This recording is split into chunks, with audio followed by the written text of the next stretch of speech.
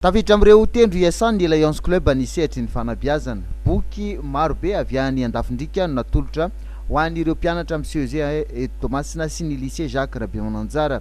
Ny Lions Club Abbeville avy any Frantsa nanolotra izany boky izany ho an'ny Lions Club ny Tomasina izay naharitra efa taona nizotra vao tonga amin'izao entana eto Tomasina izao.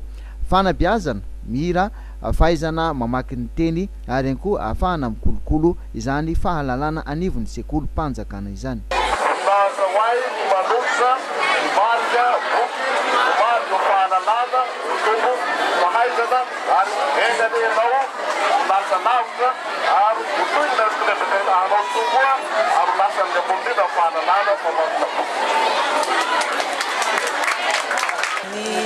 Lions Club International zany efa fantatritsika fa fikambanany mpanao asa soa, fikambanany olona tsara sitrapoa manerana ny tany.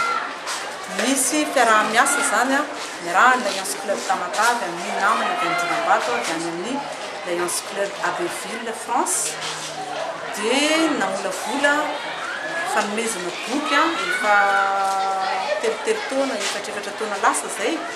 Fa izao zay vao tanteraka ilay satria izao zay vao tonga eto amintsika ny boky dia ho an'ny mpianatra ny tanàna ny Tomasina moa zany ny atongavan'ilay boky dia mizarena ny boky zany androany no nanomboana anjara boky satria mbola misy any izy ao fa mizarena amin'ny sekoly maromaro vitsivitsy eto tanàna ho an'ny collège.